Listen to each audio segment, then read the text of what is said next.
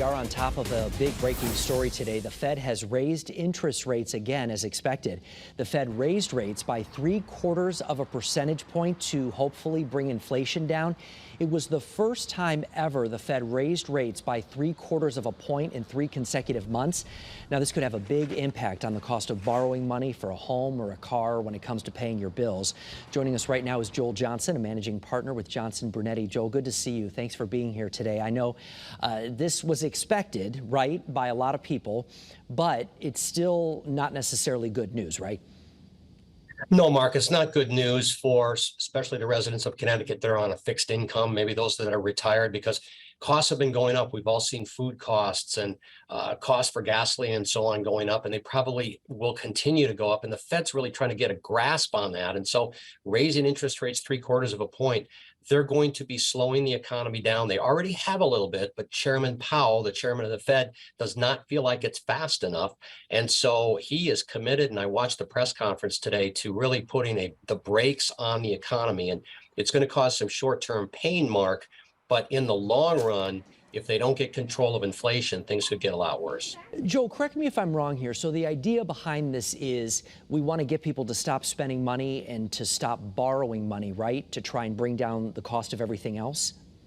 That's correct. And it's more big companies. If big companies, which really fuel the economy between spending more money on plants and buying and selling goods and so on, right now there's this imbalance between people that want to purchase things, like look at the housing market recently and the houses that are for sale. So prices just really spiked. And if the Fed can raise interest rates, for instance, in the housing situation, it'll slow down that activity. It increases mortgage rates and so on. So it's not so much the individual that they're trying to influence, Mark.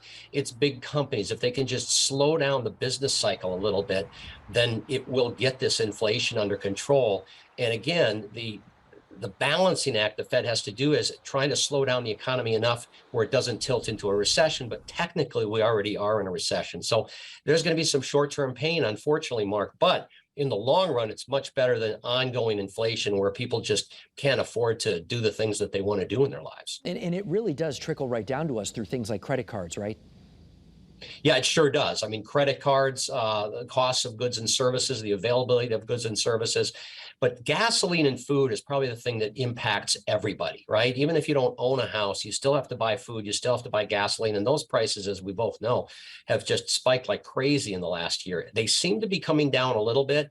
But again, the Fed is doing this balancing act, and hopefully, if we're talking a year from now, or maybe even 6 months from now, this is something that's behind us. Yeah, I was going to say, before we let you go, Joel, is there any good news to any of this? Anything you see maybe down the road that could be a positive sign?